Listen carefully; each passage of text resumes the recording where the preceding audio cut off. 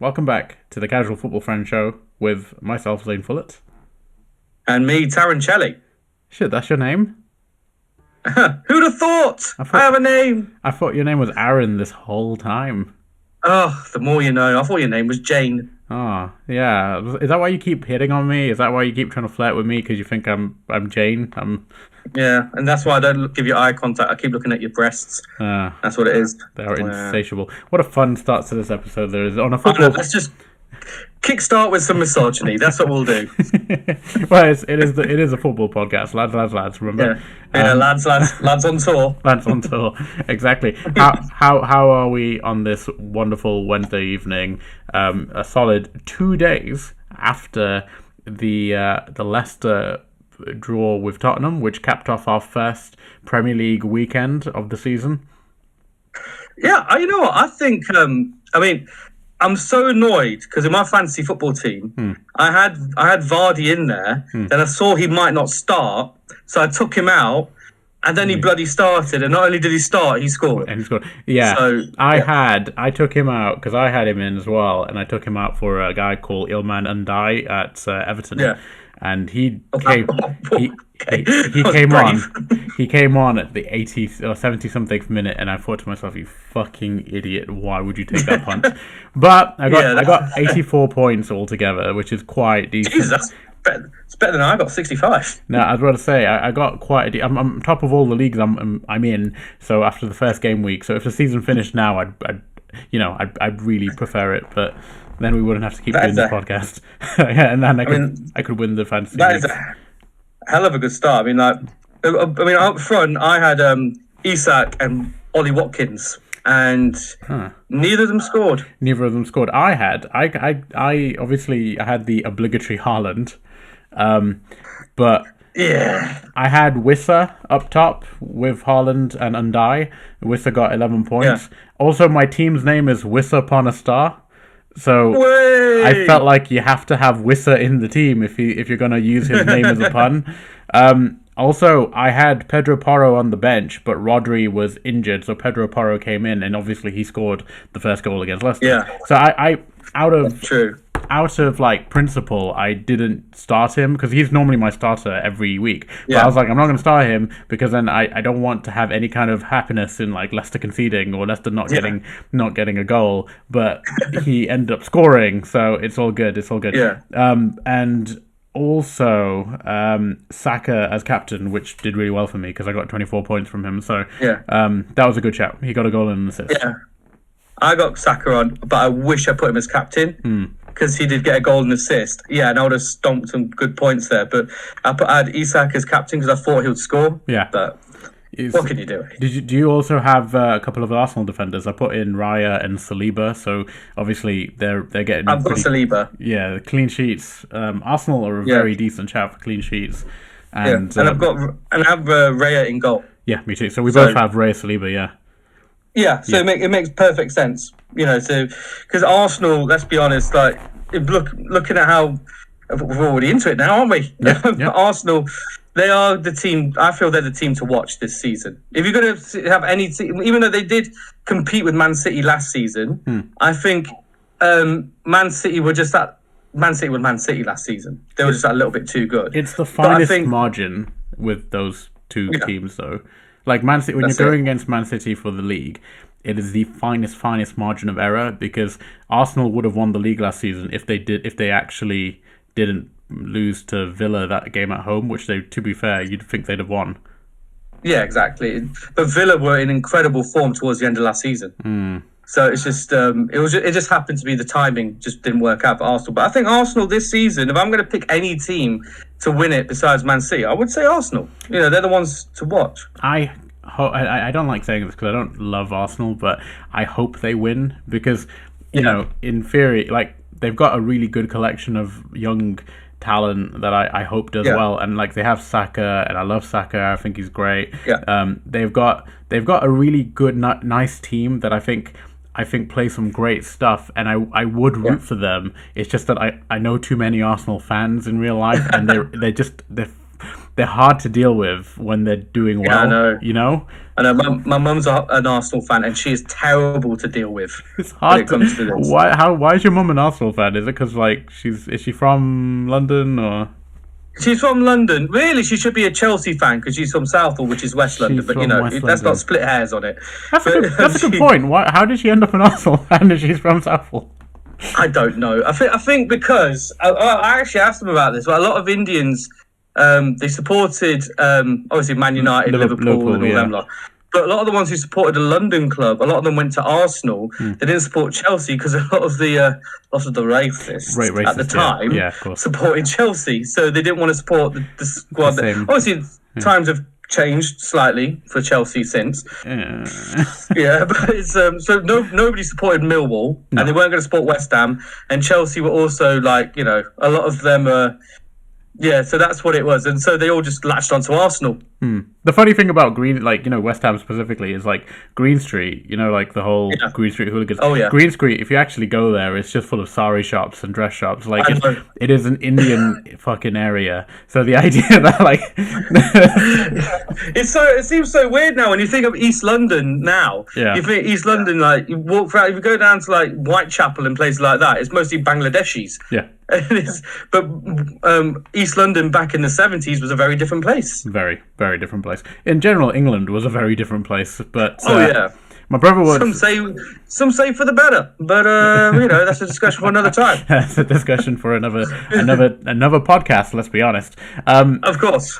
I was talking to my brother about this. A lot of brown people, Asian people, back in the 70s and 80s, like one of the reasons that they, specifically the 80s, one of the reasons that they support Liverpool is because of John Barnes. So, he was like a trendsetter. Yeah, he was a trendsetter. He was, and because of he endured so much racism at the time. Yeah. He was kind of like the face of the fight against it in football. Yeah. And it's like what he represented really resonated with a lot of people, not just black people, but also Asians, because obviously there haven't been any Asian footballers that have been of anywhere near that level of icon. And we've had some Asian doctors who've been on the pitch. That's a good point. Yeah. We have had some Asian. Liverpool had that Asian guy for the longest time, and everyone's like, "Oh, they brought out the Asian." I mean, the best contribution Asians have done to say the Premier League, like in Man United, the best Asians were those 5 Sikh dudes who used to sit behind Alex Ferguson. Yeah. Did you also contribution that we had? Did you also used to play spot the Sikh guys when it was United games? Oh yeah, and they were sat right behind Ferguson. It's like, no, they were devout though. Yeah, fair play to them. Fair fucking play. Those guys were ride or die with United, and I wouldn't be surprised if Fergie knows them at this point, by name. Oh yeah. He probably hangs out with them. But that's the thing about Ferguson. I remember hearing stories about Ferguson. He knew everybody at Man United. He knew them from obviously the coaching stuff, but even knew the tea lady.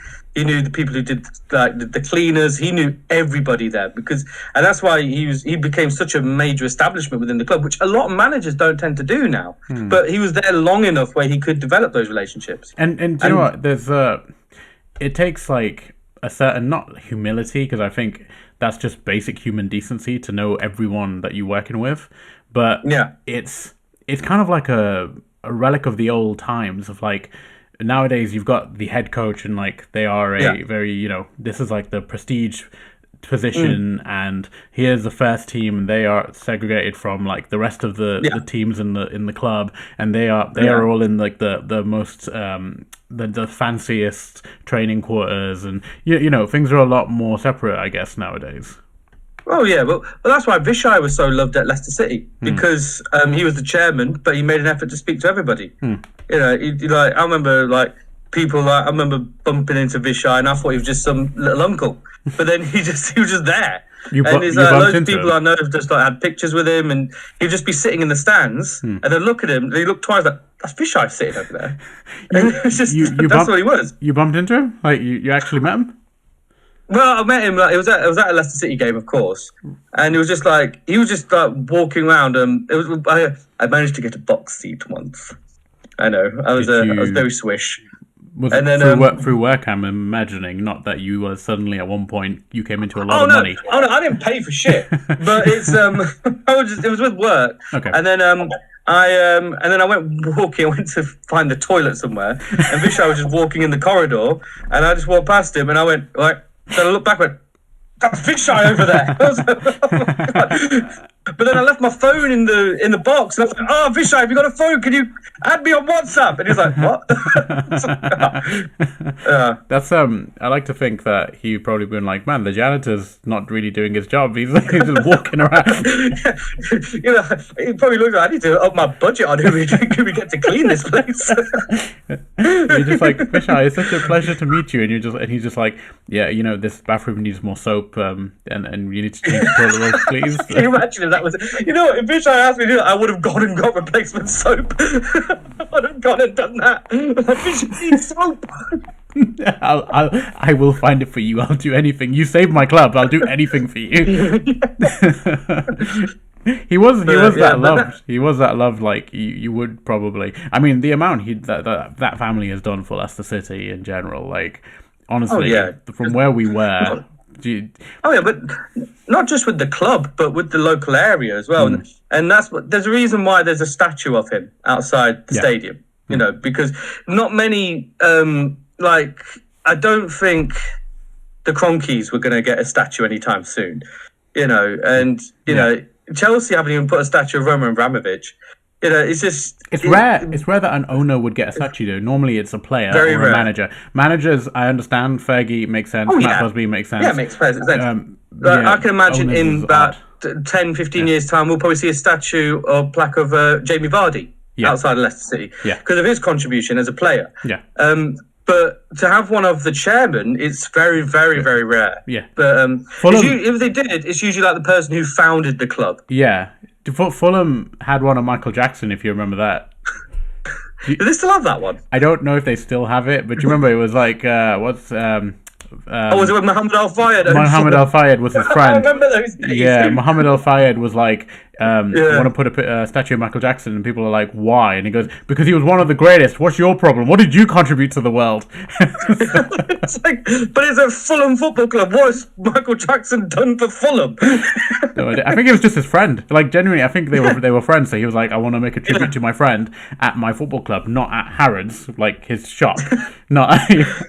It's quite odd, to be honest with you. But I wonder who we'd have. We'd have got a statue of Kasabian, a statue of Serge from Kasabian. Yeah, just a statue of Kasabian there. A statue of Serge from Kasabian. And Shwaddy Waddy. That's what we'd have. Kasabian and Shwaddy Waddy. Yeah, and don't forget, what's his name? Engelbert Humperdinck? Humperdinck, not Humpledick.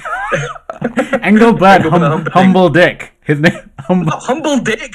Jesus Christ, Engelbert Humperdinck, who oddly enough was actually born in India. Really? Yeah, he did the real Leicester journey. He was born in India, then lived and raised in Leicester.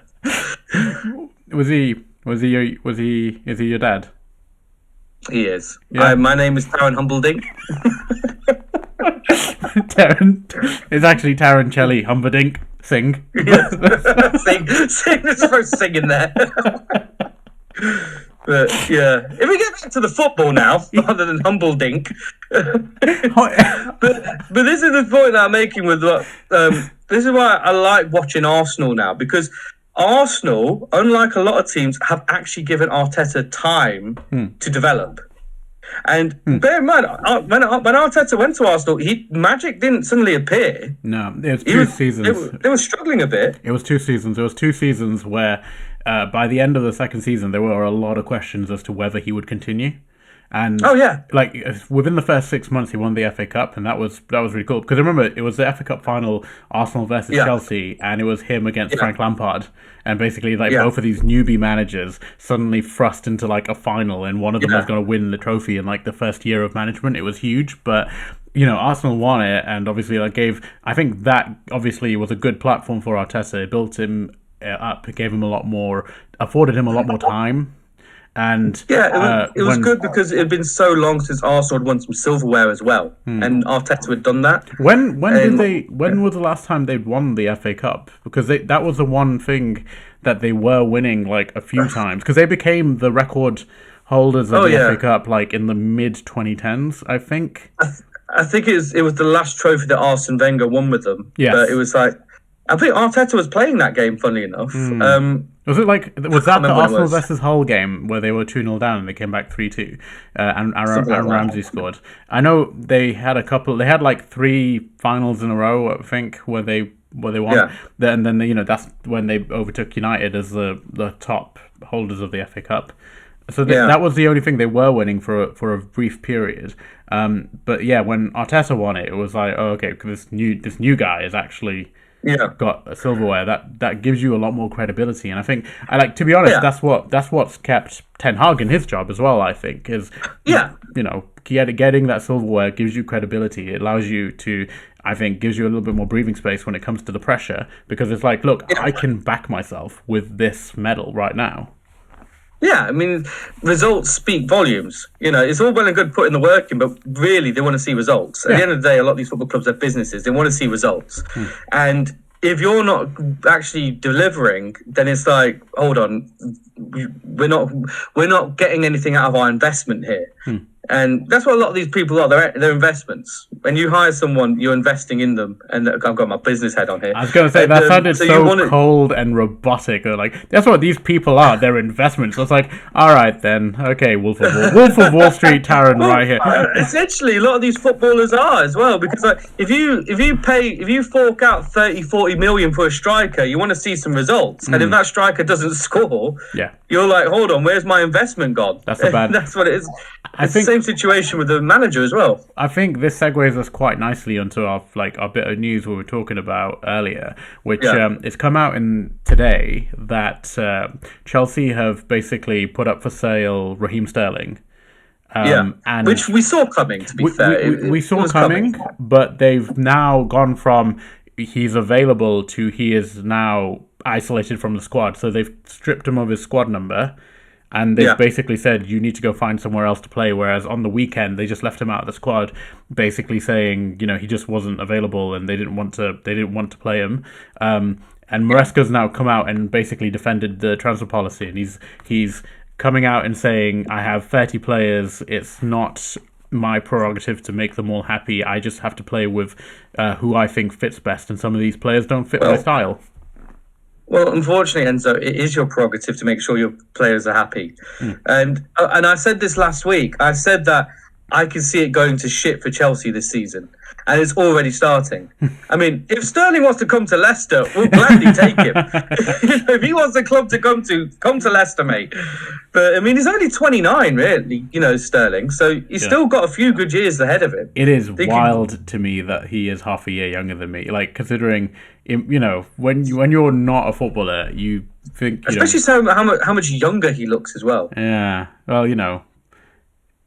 I was going to say, don't crack. Actually, the thing about Black Don't Crack is it actually applies to dark-skinned Asian people too. So I'm all right there. But but it's wild to me that he is like half a year younger than me, because obviously you look at these footballers and he's like, man, he's coming towards the ends of his career. He's at the twilight of his game. He's finished. His legs have gone. It's like he's 30. God, what's happened? Like, imagine them applying that to us and going, well, I mean, it's like they're going on about Vardy, saying Vardy, he's 37, he's not going to have much left. And I'm like, oh yeah, he's a bit older. I'm like, that's only 4 years older than me. I'm like, am I washed up now? Yeah, I was going to say, it's like it kind of makes you come to terms with your own mortality when you start describing people your age as finished, because you're like, oh man, if they're finished and they're a professional athlete, I'm like, I may as well just give up. It is weird. Like when you're at school, you think like a 30-year-old footballer, you think, oh, they're old, they're way past it. Yeah. But then it's like when you get to that age, you're like, no.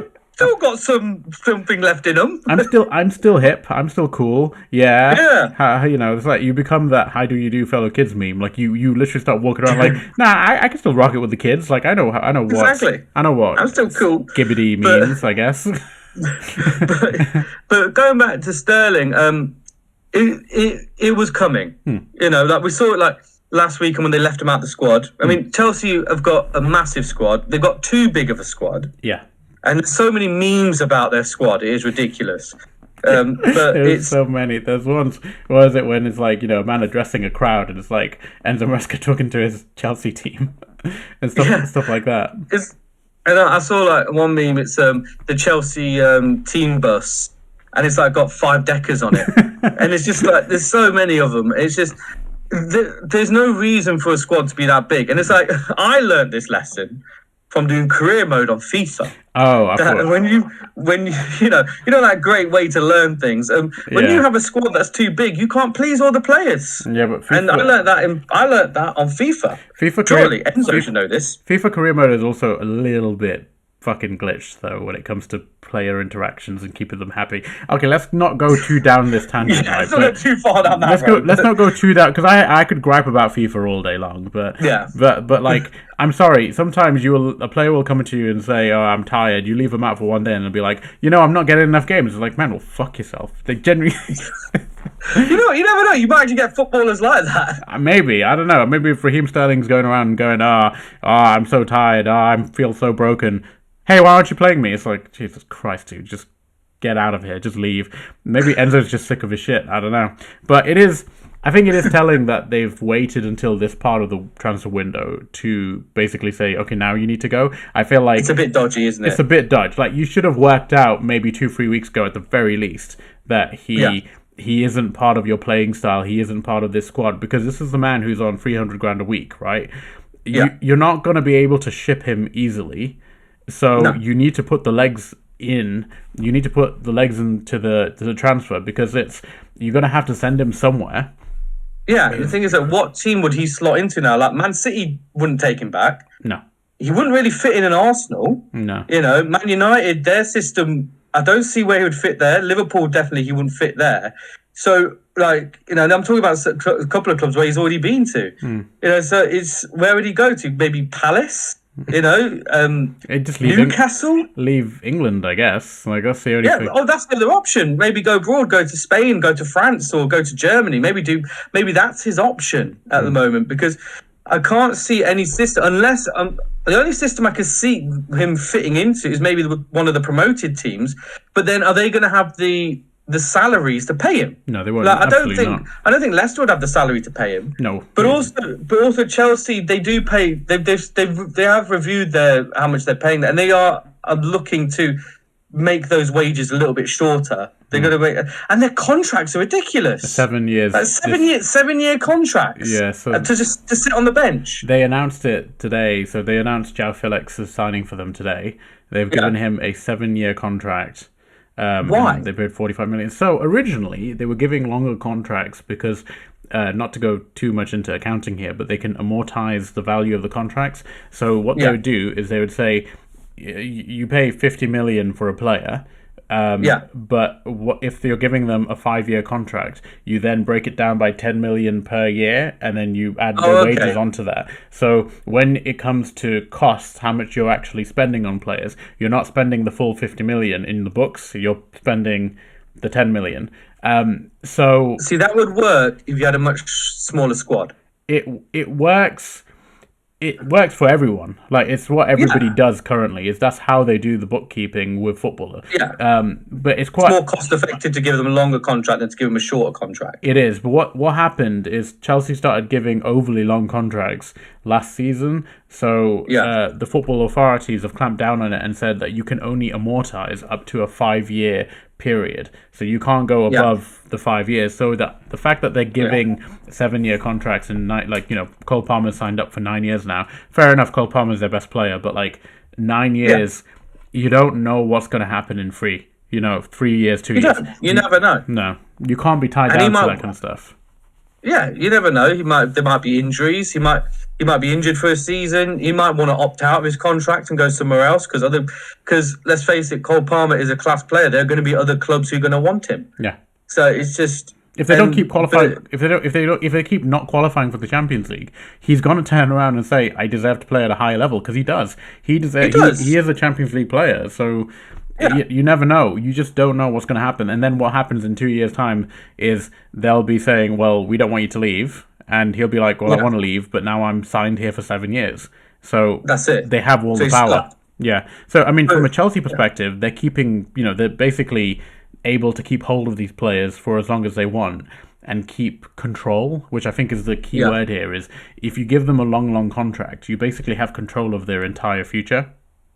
Yeah. Yeah. Yeah, because you can then, by the time their contract's up, you can sell them off for when they're done, they're finished. Yeah. But but sometimes you want to really buy a player in cheap and sell them expensive. But that's not always the case. Sometimes you want to just drain them out, and then when another club gets them, they're not at that same standard anymore. Big clubs don't really do that. Like the bigger clubs, no, they don't. Yeah, the bigger clubs. They don't have to do it. They don't have to do that. That's why. And also, if you think of a footballer's career as stages and progressive stages, teams like Leicester and Brighton and Palace and the middle sort of teams, they're the ones who buy low, sell high.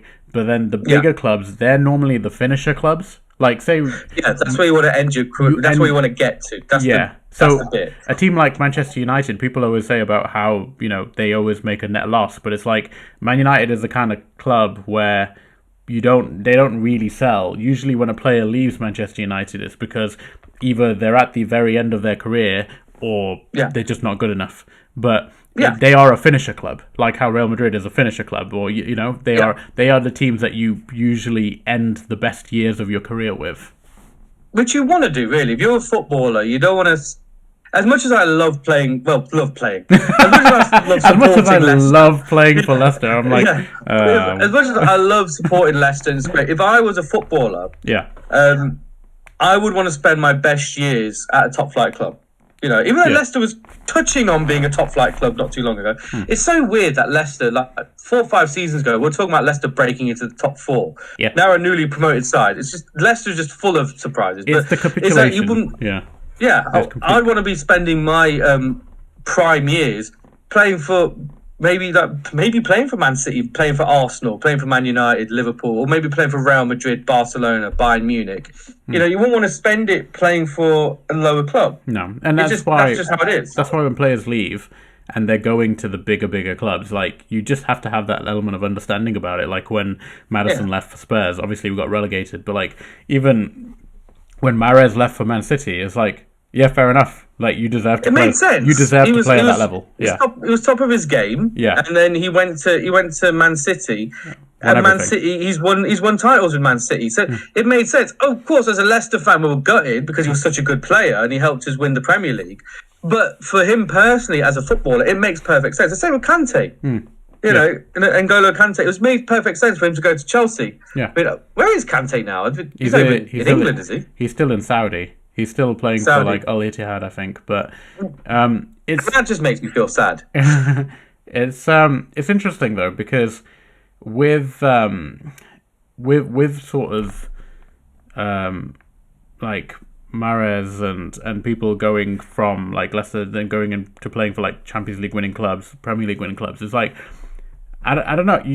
If you hold them onto them for too long, I think you end up with a situation like Tielemans where you've got somebody who is at the very best and top of his game, like Leicester post FA Cup final, and then you've held on to him for too long to the point where he kind of gets disenfranchised and his game suffers, and then the whole club suffers as a result. And that's what happened, wasn't it? That's what happened. When we went down, he was nowhere. I used to rate Tielemans higher than Maddison. Yeah, me too. And for good reason. Like that goal against Chelsea in that FA Cup final, I still think about that. Like, that was a great moment. Probably one of the greatest moments in Leicester City's history. Yeah.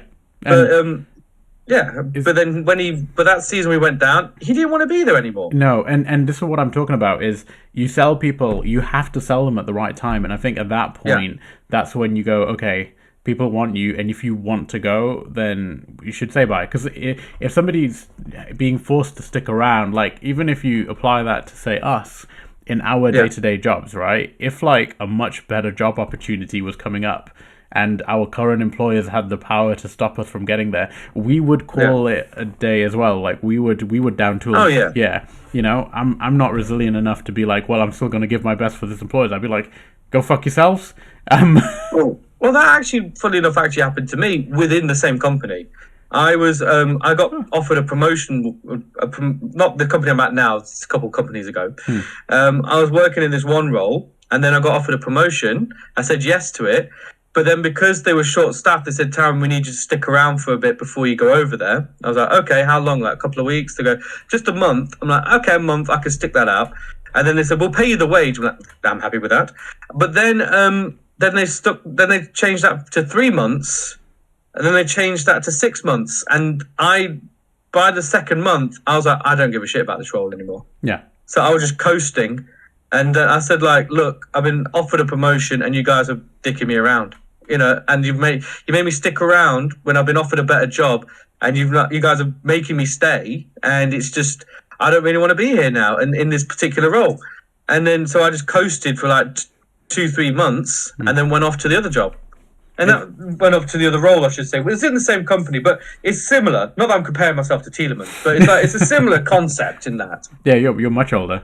I know. It's so annoying that when I look up to when I get starstruck by somebody who's like 10 years younger than me, it's so annoying. That's happened to me with like Jude Bellingham, where I'm like, man, look at this guy. Yeah. He's so great. He's like nearly a decade younger than me. It's fucking absurd. It's so sad. When I look at Jude Bellingham, I'm like, oh my God, he's so good. But I think, Jude Bellingham's age, he was probably still in primary school. Yeah. He could be your son. Could be. Oh, if Jude Bellingham was my son, I would be parading that like mad. Yeah. I'd be living off him. You would be intolerable to hang out with. Oh, God, genuinely, yes. I'd be the worst person. You would be so annoying. I don't think our friends... so what did your son do? He got straight A's. Like, my mum was in the Euros final. Yeah. You know. So what did your son do? He did really well at school. He got maths. Oh, well done. Mine just won the Champions League. Yeah, Jude Bellingham, by the way. Yeah, he's my son. Yes, I know, Taryn. You mention it at every single conversation. You actually mentioned it at my uncle's funeral. It was pretty inappropriate. Yeah, you know, you didn't have to say it while the casket was open and. Oh yeah, you know, he sleeps just like Jude. But Jude, you know, did I tell you about my son Jude? I'd have a tattoo that says Jude Bellingham's dad. Yeah, you would as well. You on your forehead. You'd have it so everyone has to unavoidably see it. Yeah, they would just know. They would just every single conversation. Yeah. But going on to, I guess we should probably do a little bit of a roundup of the results from last week. Yeah, just look at what we had. See what happened.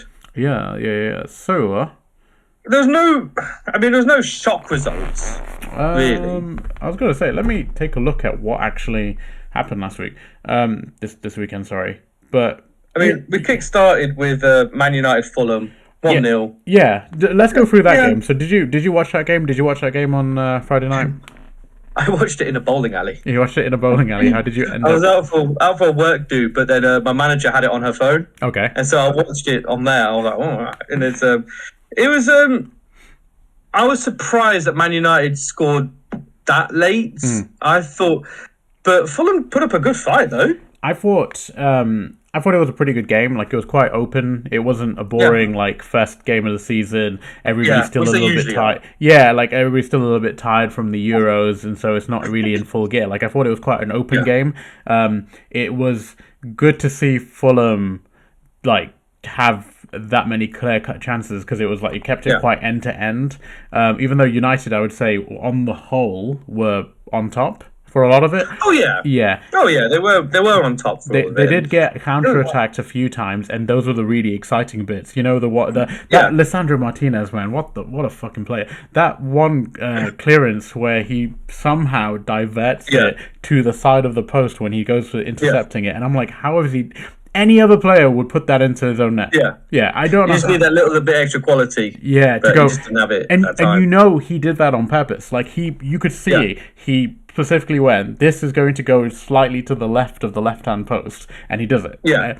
And then he had another tussle. Did you see that tussle with Adama Traore where he just like pushes him off? And then did you see the interview afterwards where he said like I sent him back to the gym? Brilliant! I didn't see that. That's brilliant. Yeah, so Traore's come out and said, "Well, we'll see what happens next time." I'm like, a little bit of beef. Oh, beef! I love a little bit of drama. Yeah, I love a little bit of beef in footballers.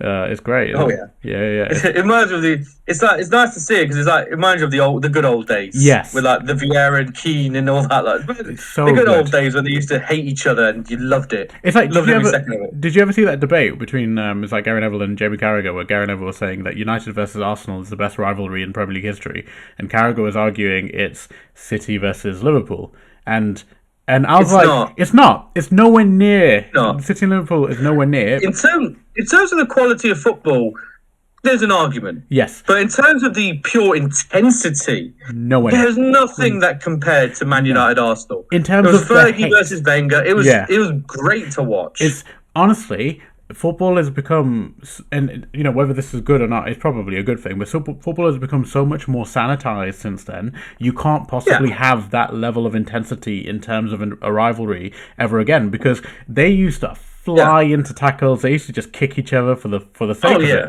Yeah, because they needed to get away with it. The downside of it was when it came to the national team, the players would just sit with their clubs. Yeah. So like the Man United players would sit with Man United, the Chelsea players would just sit with Chelsea, and the Liverpool would sit with Liverpool. So that's where it did kind of go a bit bad. But in terms of in the Premier League and the club level, it was great to see because that's what you wanted. You wanted you wanted the players to have that passion, and that's what they had. And it was just. We missed that so much. We all remember the famous tussle between Keane and Vieira in the tunnel. Yeah. We all remember it. We still talk about it. It was great to watch. Yeah. And so you knew when Arsenal and Man United played each other, sparks were going to fly. I still remember, Arsenal's invincible season, which they still go on about, which was bittersweet for Leicester because we went down that season. We were the final team they beat. Do you remember? That was I know. Yeah. But we scored first. And one of our highlights from that season was a 1-1 draw against Arsenal at home. That was an achievement for Leicester back then. But I remember when Man United played Arsenal. I think it was at Old Trafford. I think it was, and Van Nistelrooy had a penalty and he missed it. Yeah. And then the Arsenal players were just Martin Keown just bang over his head and everything. It was just, and then I think most of them got booked or sent off. Some of them got suspensions from it. Everyone ended up in a fight. Yeah, everyone ended up in a bit of a tussle, and it's like you will never see that nowadays. You never see that kind of long-standing just hatred between two sets of players, two managers, and that's genuinely what made those games so special because you could tell that they fucking hated each other. Yeah, and that you just don't get that anymore. You look forward to Arsenal, Man United playing each other. Yeah, you look forward to it. I think people don't realize that like quality of football is one thing, but one of the things that we as fans love is the fights. I think the fights are so underrated. I don't know if it's just Eric Cantona giving a fan a bloody karate kick, and it's just. And that famous one, Kevin Keegan, when when he got interviewed when he was Newcastle manager, saying, "I'd love it if we won." Yeah. You want to see that. You want to see that. You want to see that fight. You want it sounds crazy, but you want the controversial, crazy person moments because that's actual entertainment. That is the entertainment on top of that. It's like. Everything's so restrained now. Even in terms of interviews, everybody is so restrained in what they're allowed to say. They're really coached on what to say. That's what it is. They get, it's basically a PR team's dream now. Yeah. So whenever a player comes, they are like fully PR trained. They'll go up and they'll only say like a condensed version of what they actually think. Where they'll always say, "Well, I'm really glad I scored, but." The main thing is that we won, and I would have taken winning over scoring. It's like bull fucking shit. No. We don't want to hear that. We don't want to hear that. No, we don't want to hear that. We want to hear you say, who else would have fucking scored? Like we want to hear them actually speak the truth, man. It sucks that you don't get to hear that because they are in danger of getting fines and stuff if they say that if they slip up once. Yeah, I mean, managers used to fight on the on the pitch. He used to scrap. Wenger, I didn't realize he always used to get in a tussle. You remember him and Mourinho? Yeah, him and Mourinho. I remember him even had almost had a spat with Kenny Dalglish at one point. It's like, but the only manager I'd say who came close to being like that in recent years is maybe Jurgen Klopp. But who did he ever fight with? Like I don't think he had a little bit. He almost had a fight with Arteta. But it was never like a fight. Like it was never a fight. Jurgen was just very passionate. Just a heated argument. Yeah, and even like because Klopp is just like that. Like Klopp is just super passionate. Like you can see the way he celebrated with the fans and stuff. I think the only thing I can remember like close memory is Tuchel and Conte. Of course, Tuchel and Conte had one. That's the only thing I can kind of think of. And it's like we don't have those like the famous moments anymore when it comes to scraps.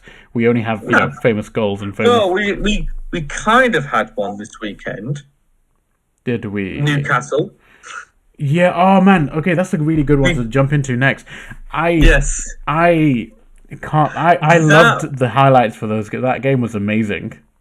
It was a great game. Yeah. It was a great game. It was, Newcastle, and I think this is what stopped Isak scoring because he got sent off. Sarr did.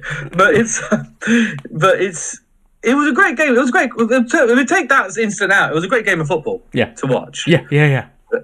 But that incident, I mean, if we unpack it, I mean, what's his name? The guy who went down. Ben Brereton Diaz, because he's chosen to play for Chile. And it was Sarr who did it, wasn't it? Shah, yeah. So basically, to recap for anybody who's not watched it, what's happened is Shah is... So there's been like a few afters in terms of tackles here and there already, and this is quite early on in the game in the first half.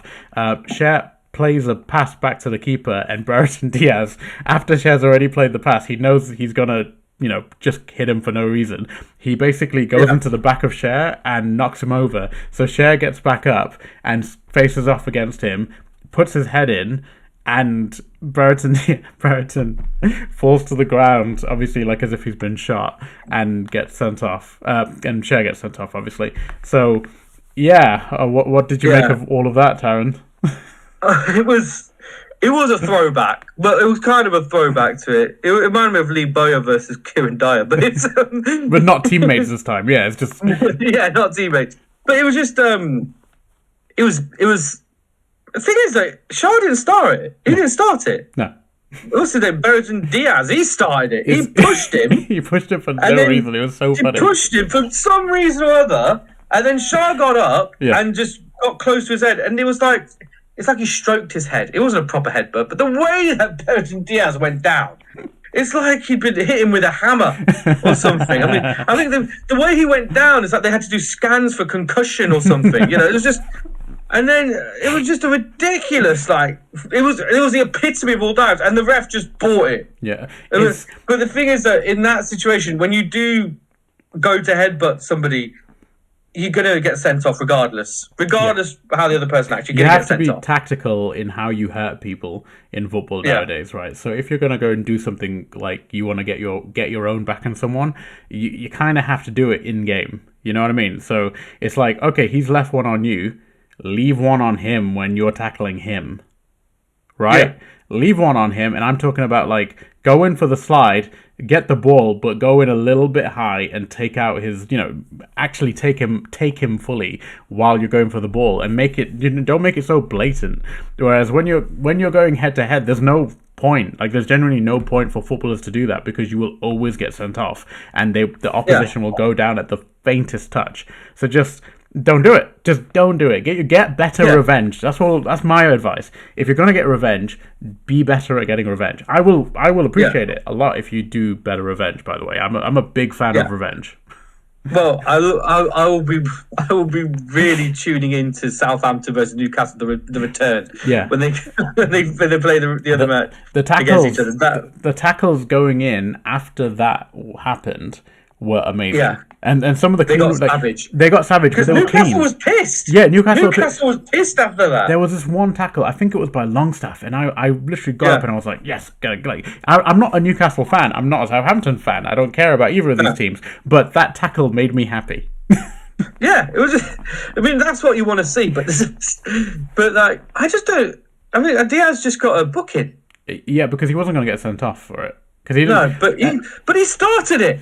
Yeah, but they don't. Sarr for no reason just pushed him. Sarr stuck up for himself and then went in to do the head. But okay, that was a bad move. He should have just pushed him back. He should have just pushed him back. And what I think the argument is that Brereton basically did that to get a rise out of Cher, and Cher bought it. And it's his fault for buying it. Yeah, he clearly bought it, yeah. Yeah, and that's what we're talking about. Is like, you need to be smart enough not to buy it. You need to be smart enough on how you get your payback. You shouldn't. Again, you're selling your teammates out by doing that, because he's done that on purpose. He's done that to you on purpose to try and get a rise out of you, and you've bought it like as if he's selling bread. Like, it's too easy. Yeah. I mean, the Newcastle fans were not fans of Diaz after that. They were booing him all the way. But the one saving grace, I suppose, from that was that Newcastle did come away with the win. They came away with the win and the clean sheet. Brereton missed quite a few chances after that point, and every single time, which made it so much funnier. Funnier. Could you imagine if he had scored? Yeah. Yeah. Dude, you know when Newcastle scored, right? If I was a Newcastle player, and obviously it's a really bad sportsmanship, but if I was Joe Linton, I would have turned around, gone to Brereton, and like celebrated in his face. Like, honestly. Oh yeah, definitely. But these guys clearly he's more of a sportsman than I am, because I mean, obviously. But I would have rubbed it right in his face. I would have celebrated in his face, and that probably would have got him sent off as well, because he would have reacted bad. You know what I mean? You got to be tactical about this shit. That's it. You got to be smart about it. You got to be smart about it. Let's move on to. Let's talk about Liverpool and Ipswich. Did you see the highlights of that one? I did. I thought first half Ipswich were brilliant. Yes. I thought they were absolutely brilliant first half. They played pressing football and they were really good. But it seemed like they I think they caught Liverpool off guard. And Liverpool, they've got a new manager now. They've gone from Klopp to Slot. You know, it's that's what they've done. It's. Yeah, I suppose new manager. He's still trying to find his feet and everything. But yeah, I thought Ipswich in the first half were really good. I thought they were great. It's just the second half, Liverpool showed their quality. And then Salah was being Salah. That Liverpool goal was fucking incredible, by the way. Like, the football in the build up to that goal was amazing. Ipswich, man. Like, I think if they play like that against most other teams, they'll be fine. It does kind of give you the impression that they ran out of steam a little bit, because they were high in Liverpool's faces the first half, but it's almost impossible to play like that the whole game against players who are that good. And I think, like, if you're playing like that against, say, Man City, they'll also you'll get found out. Yeah, they'll find you out very easily. And I think it's because Ipswich played like that in the Championship last season. And in the Championship, you can do that. You can do that, yeah. But then you realise there is levels. Like, the quality in the Premier League, like, I'm struggling to think of a Championship. Like, Derby County, who are newly promoted to the Championship, if you went high press against them, you might be able to get a win. You can't do that same tactic against Liverpool, because the quality of players are so much better. Yeah. It's just that Ipswich did that last season and it worked out for them. But now it's you've got to be tactically different, and that's the thing, because Liverpool has the quality where a manager can just look at his players and go, okay, that didn't work. Let's just change a couple of things. And he didn't really change much. Yeah. Just change the tactics a little bit. And then Liverpool second half, it was like a completely different game. Yeah, exactly. And that shows the quality that Liverpool have. Yeah, it does. I think Ipswich showed some promising stuff. It'll be interesting to see what they do next week when they're playing Man City away. Don't press so early. Yeah, back to the fire to the Premier League, isn't it? It'll be interesting. I think Kieran McKenna, he's a coach with principles. He wants his team to be playing this like real throwback attacking football. So, good on him. It's good to see that kind of football played more and more. And I think, despite the fact that they lost, I think it's like... it wasn't a bad loss. It wasn't about... There's honour in the way they lost, I think. There's a lot of honour in the way they lost. Yeah, I mean, like, they haven't been in the Premier League for over 22 years. And then, when Jota and Salah scored, and they're within 5 minutes of each other. Yeah. She just bang, bang. And that was like a wake-up call, like, welcome to the Premier League. Yeah. That's what that was. And it's just, yeah, you know what? I think Ipswich could take away a lot of good stuff from that game. Yeah. And I think, okay, they may not get a result against Man City, but then at least they've got two of the hardest sides out the way quite early. Yeah. So they can move on now and they can do something there. Should we go to let's go to Sunday's game, Man City versus Chelsea. So Man City, I was quite glad with that result, actually. Yeah, so that was 2-0 to Man City, with goals by, I know, Kovacic and Haaland scored. So, what did you make of that? You may be annoyed that I didn't put Haaland in my fantasy football team. That is one of the... so I was talking to Doug about this yesterday. He stopped playing fantasy football, and he's blaming Pep. So he's blaming Pep because he said the problem at the moment is... Man City is too ubiquitous in the way you play now, and everybody has to have Haaland. Everybody has to have Haaland as captain. Everybody has to have like certain like you can pick a Man City defender, and there's no guarantee they'll be playing week to week. He goes, Pep's style, Pep's like squad rotation. It's made the game. It's made it difficult. Yeah, but in a way, in a way, I kind of agree with Doug, but then again, it kind of keeps you on your toes a bit more about it. But I managed to get a few points because Bernardo Silva got a assist. I've got Bernardo in my squad, so I've got a few points from that. But it's you know what? It was the Man City show, wasn't it? You know, it was Man City doing what Man City does, and there's this big beef now with Haaland and Cucurella.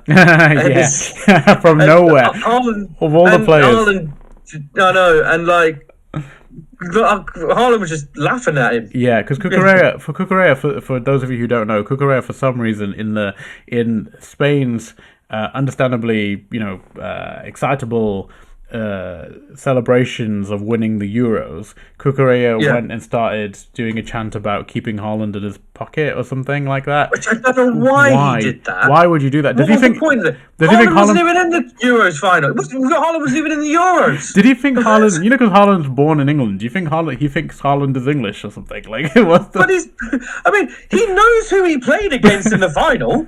He saw them. I don't know why he brought Haaland into it. I don't know. That's asking for trouble, man. Like, I don't understand why. That is the most like very literal definition of poking the bear that you will ever get in terms of football. Haaland is a force of nature, so why would you prod him?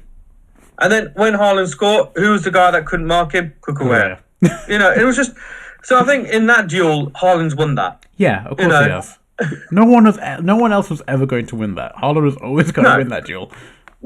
Yeah, and it's just... What a weird beef. What a weird beef. That was not on my beef bingo card this year. It was just an odd beef to happen, and it's like, we've seen who's won that beef now. Let's just squash that. We knew who would win that beef before the beef even started. Yeah, exactly. It was just a weird beef to start. Why did Cucurella go after Haaland? It was just such a weird thing to do. Yeah. But then Haaland just laughed at him, scored past him, and I think there was one point where Cucurella tried to claim that Haaland fouled him, but then Haaland just pointed and laughed. You know, it was just, that thing is, that result, it was exactly how I thought it was going to be. Yeah. I thought Man City would score more personally. Yeah. But did you also see 2-0 Man City standard? Did you also see it as kind of like the master putting his people back in his place a little bit? Yeah. That's it. You get, it's like Maresca's like, I want to play. I'm the big dog round here. Yeah, Maresca's like, I want to play this idealistic, free-flowing football that is like a very, it's a very specific style, the way I want to do it. And Pep's like, I'm gonna show you how to do this. Calm down, mate. Calm down. Go sit down. Go sit back down in my dugout. It was like Mr. Miyagi's putting the Karate Kid back in his place. Like, no, calm down, mate. You know me. I'm the main guy around here. You know what? My brain went to Pep is basically Master Splinter, and he's hit like one of the turtles over the head and be like, no, you did it wrong. Donatello's giving it too much of a big one. Okay. Let's play this game. So if we're saying Pep Guardiola is Master Splinter, Arteta would be. Is Arteta the hothead? Would he be Raphael? I think he'd be Raphael. I think he'd be Raphael, yeah. He'd be Raphael. Who else was Maresca's the thinker, so he'd be Donatello. Yeah. Who would be Leonardo? Who was like the leader? I have no idea. Yeah. How we ended up in this game, but Xavi would be. I think Xavi would be Leonardo because he was also like a leader in that Barcelona team, and he's probably like the most next in line when it comes to Pep. And then who's fun? Michelangelo? Yeah, who's the fun one? Who's like the goofy one? None of them. They're all boring. They're all boring human beings. None of them were Michelangelo. None of them. None of them were having a laugh and just wanted to eat pizza all day. Man, maybe. I really hope if one of them is actually like that, please come out and be more yourself. Like we need to figure out who you are, Mikey. But yeah, okay. Let's move on. Okay, so I guess just cover some of the other results. Arsenal beat Wolves. Brighton won away at Everton, which is quite good. Yakubu Minte showing Newcastle what they've lost this season. Forest drew late on with Bournemouth scoring a late equaliser in Forest, and Villa beat West Ham 2-1. Let's go to the main game, the most important game of the weekend. Of course. This was the one that everyone really needed to Everyone really needs to hear our opinion on. So, Monday 19th of August, we had Leicester City versus Tottenham Hotspur. Yes. So, what did you think? Now, that first half, I think I was messaging you while watching it, that first half was horrible to watch. That was so bad. But as a Leicester fan, if I was a Tottenham fan, I'd be all over it. But as a Leicester fan, that was a horrible first half. I think we had like one touch in their box that whole half. Yeah. It was bad. And I lost count how many corners Tottenham had. It was just. It was horrible to watch that, and that goal was coming. Yeah. That goal was just coming. But then the second half, I don't know what Vardy said to them.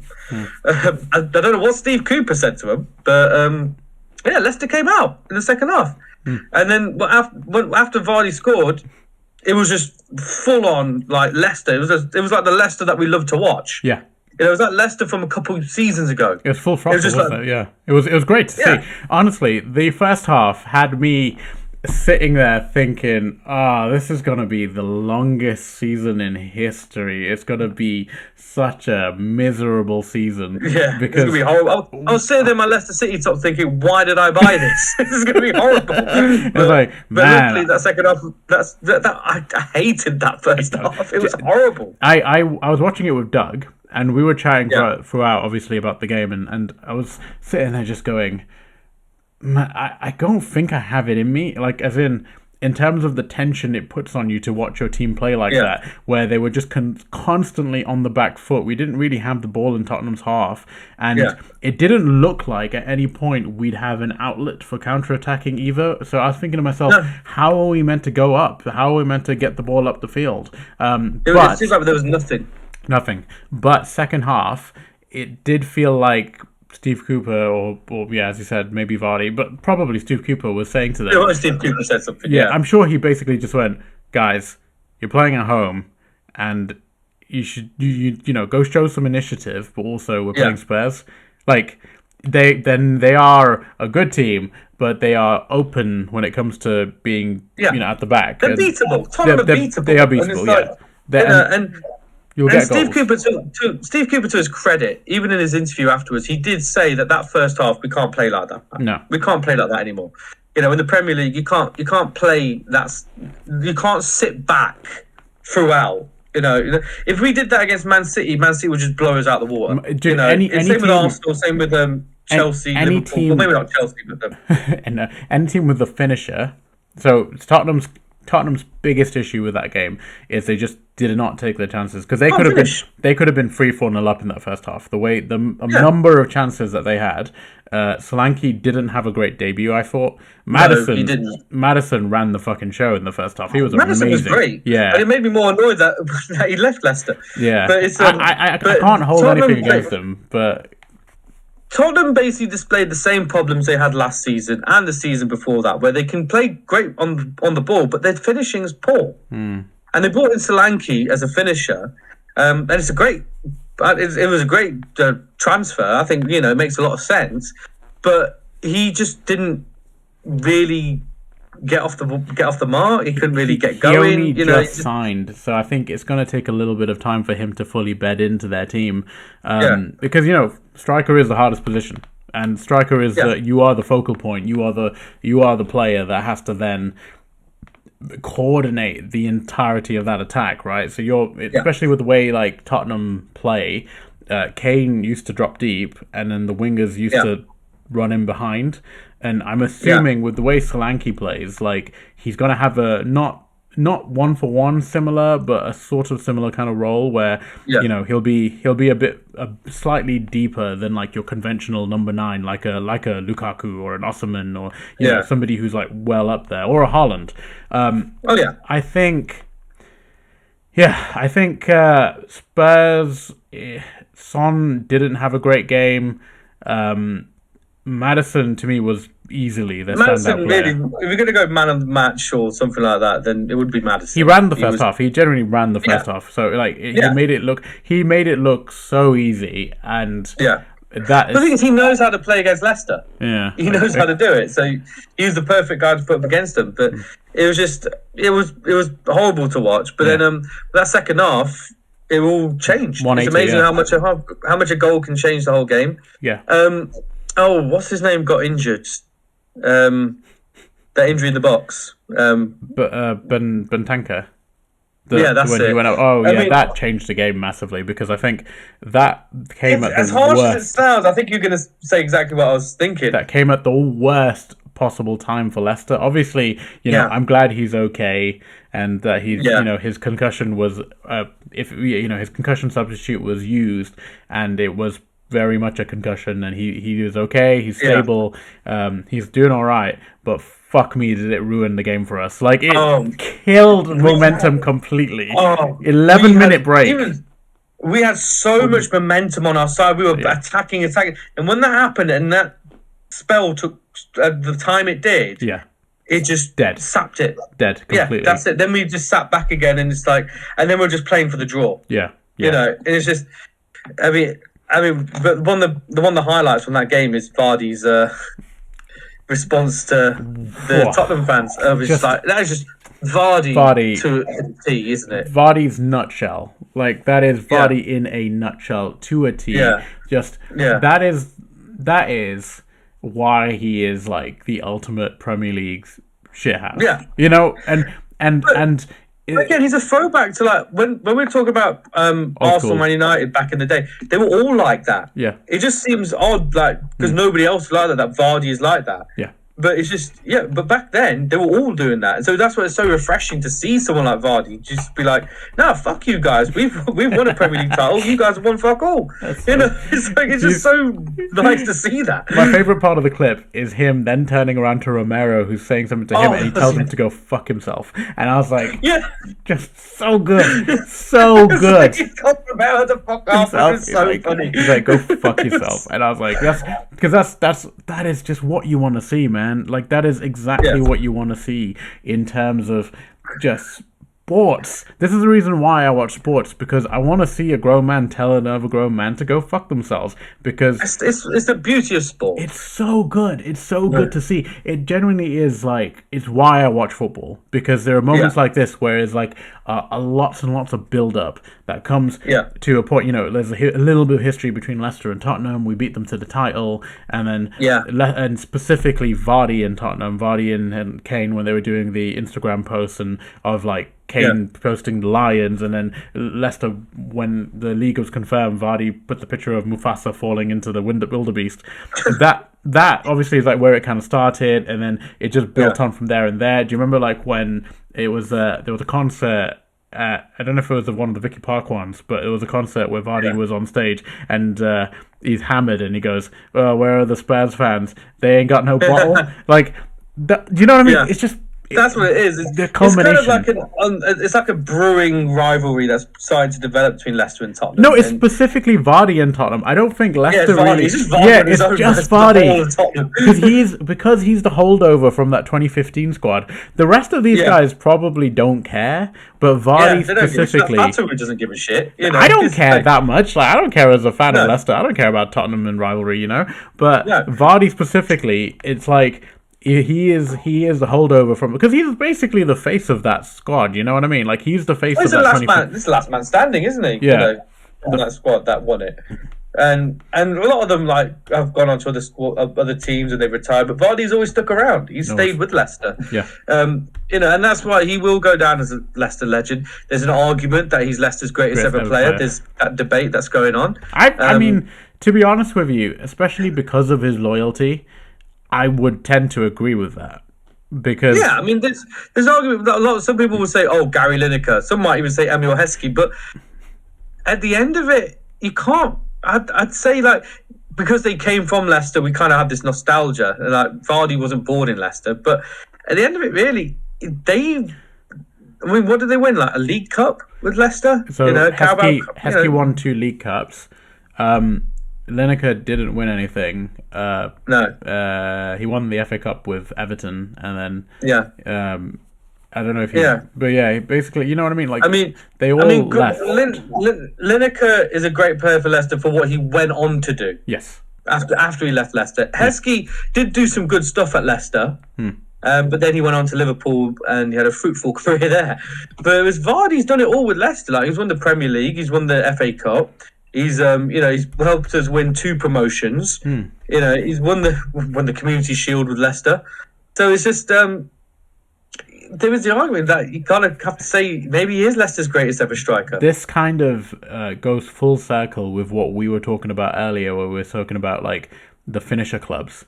For some reason, even though Vardy is a very, very good player, we are his finisher club. We became and whereas like Heskey and Lineker obviously then went on to their own finisher clubs in like Liverpool and Barcelona. We ended up with this guy come in and basically just sticking around for all of his best years. And you've got to love him for it. And we're grateful for it. I'm grateful for it. Yeah, of course. It's, I remember last season there was talks that he might go to Wrexham. I don't think there was ever any legitimacy to that. I think it was just like that basically what you're quoting there must be something that we can like review in Clickmates, because that was 100% never going to happen. Definitely a clickbait, that one. But he was. But I'm glad that he stayed.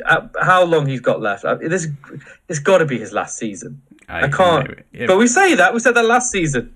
We said that season before, but he's still going. So as long as his legs are still moving, and he could have actually ended up winning us the game as well. He missed a chance, like not long after he scored. It was just like, oh my god! And you can see how pissed off he was at it. Could you imagine if we'd won that? It would have been brilliant. But I jumped out of my seat when and I thought he was going to score, and then It was a typical Vardy chance. Yeah, it was like through ball. Vardy's got it. 9 times out of 10, he scores that. Yeah. But it just, that one time he didn't. I was saying to Doug when we were watching, like, it would be really funny if we did win it, and then immediately afterwards they announced our points deduction of 3 points, and it was like, that just gets wiped off immediately, and all the good vibes were like, well, I guess it's kind of like we may as well just treat it as a loss. Like, obviously, I think eventually when the points deduction does come, we want to be in a position where we have a little bit of comfort, like Everton did last year, where they were so comfortable in mid-table. When they got the points deduction, it didn't actually make a difference. Like, they still ended up staying up quite comfortably. I don't think that's what we've got to aim to do, really. What we've got to aim to do. And our next few games we've got, besides a couple, we've got winnable games coming up. So we should be getting some points. The thing is, right, I think Everton last season, and Forest to an extent, have benefited from the league, I think, being of a worse quality than it was. Yeah. So the season before. Yeah, they did actually. Yeah. The season before last, Leicester went down alongside Leeds and Southampton. Those were 3 Premier League teams. So it wasn't any of the promoted teams from the season before. As a result, we ended up with sort of 5, 6-ish, not like necessarily newbie teams, but teams that weren't as established.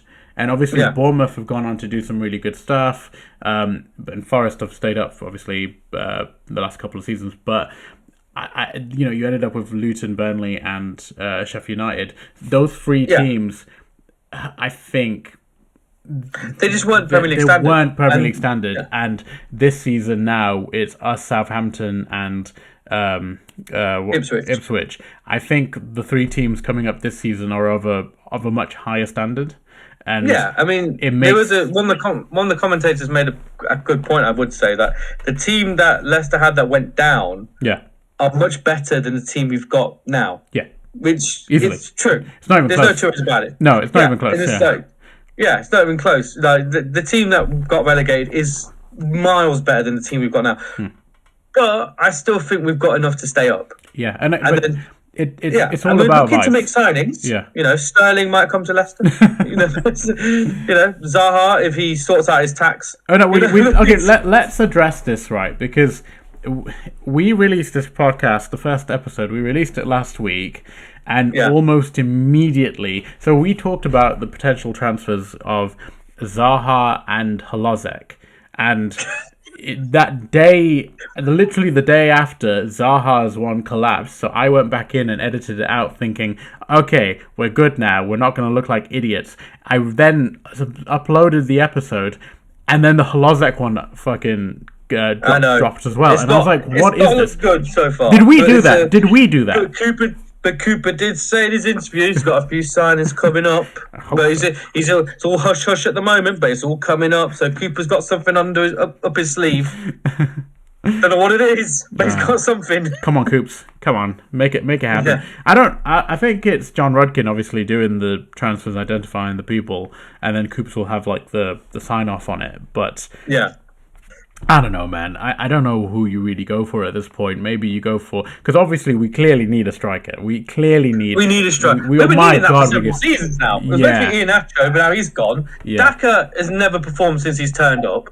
It's just... We've been needing a striker for a long time. Yeah. Because we can't just rely on Vardy every single time. What has Tom Cannon done to Steve Cooper? What has Tom Cannon done that even Steve Cooper's like, oh, well, besides Vardy, we have no other strikers? That's not true. That's literally not true. Strikers. We've got Tom Cannon. We've got strikers on the bench. Yeah. You've got them. You just don't trust them. Yeah. Well, my question about that is like, well, I guess send him on loan, but do something with him. Don't just let him rot in the reserves. Like, let him work out whatever you need him to work out. Let him go and develop his career a little bit, because you paid £8 million for this guy last season. Why? And you did shit with him. And when he's played, he's been pretty good. Like, he scored quite a few good goals last season, but he was coming in as like the third or fourth choice striker. So you're thinking to yourself, £8 million is a lot of money. But one thing I will say that Leicester doesn't, and I didn't really pick up on this until the Tottenham game. We haven't got many physically strong players. Like the Tottenham players looked a lot physically bigger than ours starters. But who was it that was that there was that corner they were showing? It was De Cordova Reed marking. I think it was Romero.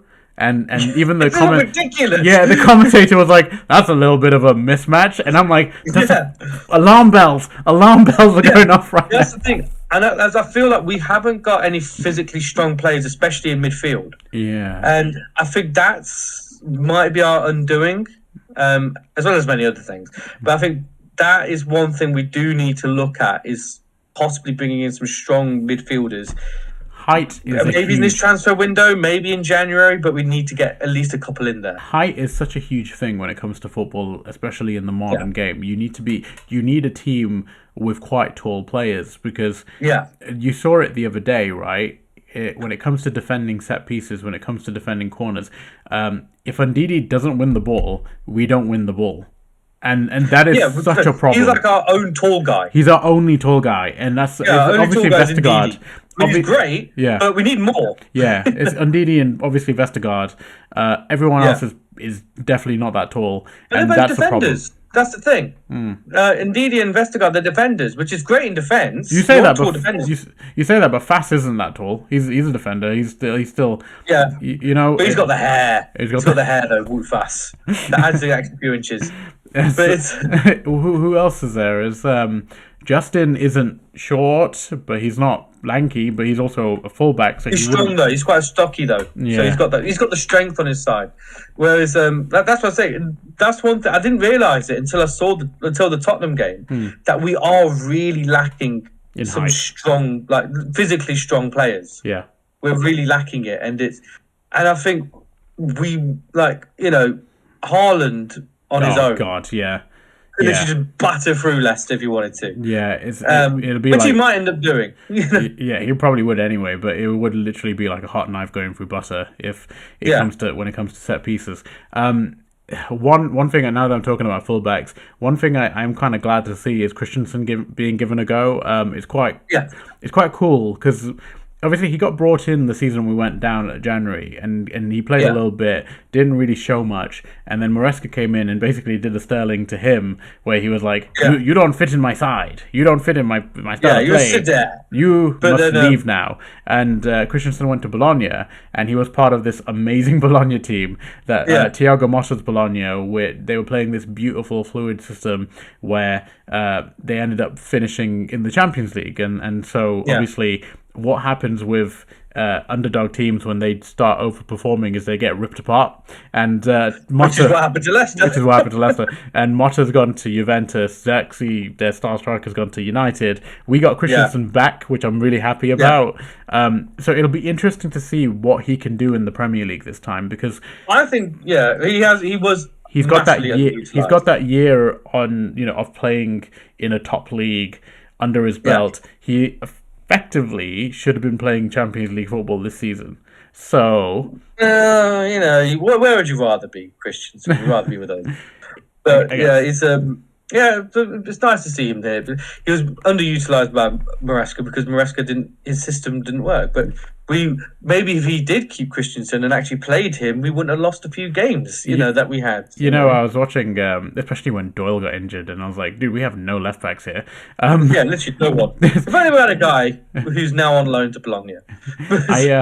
I was watching, the Euros, obviously, and it's like, if you combine Denmark's defense, it's like basically between Denmark and Belgium, that's our entire defense. Besides just there's Christensen and Vestergaard for Denmark, because they're both playing in the Euros. They're both pretty good. Like they're playing against England. Christensen would have been playing left back against England when they drew 1-1. He would have been playing up against Saka.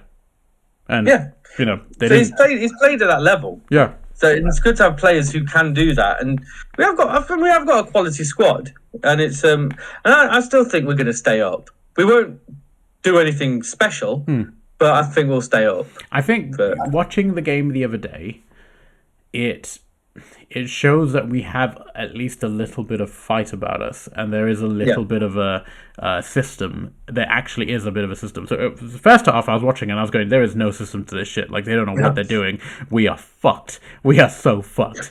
And I got really sad because I was watching. Obviously I watched the Ipswich game and I watched the Southampton game, and I'm like, these guys went out. They are in the same position as us. They're coming up and they're playing against teams who are bigger than them, and yet they've come out and they have like gone on the front foot and really attacked the other team, and we've cowered.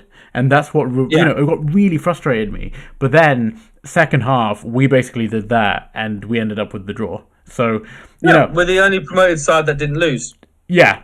So maybe that was pragmatism. Obviously, it wasn't. Obviously, Steve Cooper didn't intentionally have Tottenham blunder 3 or 4 good chances to score. They should have been. It was all part of his master plan, all part of the coup. We'll just soak up all the pressure. All part of the coup plan.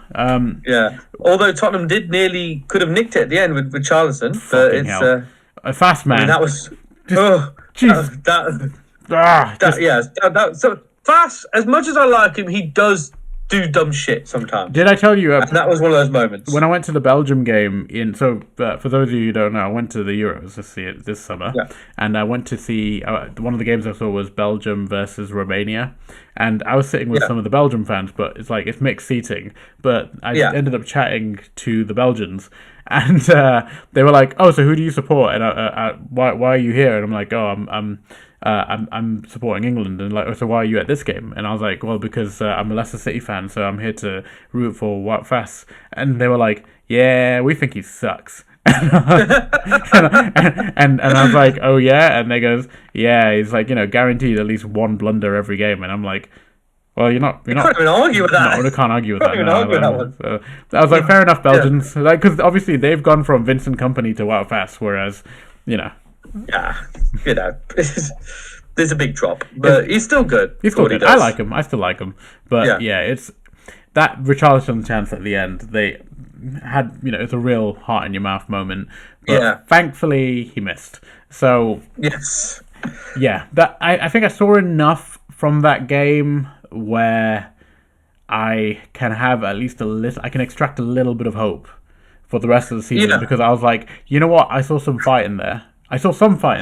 Didn't see any fight in the first half, but I saw some fight there. Yeah. And there was I don't want it to be a habit where we have to have a really shit first half and then have to, and only then we start playing. We need to start pushing on from the start. Isn't it weird, though? Because one of the symptoms of last season's issues were we would have pretty decent first halves and bad second halves at times. Yeah, it's a weird one. Yeah, we'd suddenly deteriorate in the second half, and that was frustrating to watch. That was aggravating. The Ipswich games in particular, when they obviously we were 1-0 up both games and ended up folding because we just decided to sit back and not really press on. Those were really aggravating, but. That was Maresca's style. Yeah. And it's now Steve Cooper's style, which is the other way around. the coup plan. The coup plan is in procession. That's it. So I think that's a pretty good place to call it. Yeah. Yeah. Thank you to everybody who's joined in with us for this episode 2, where we will continue on, I guess, every time there's a game. I don't know. What are we going to do with midweek? Not after every game.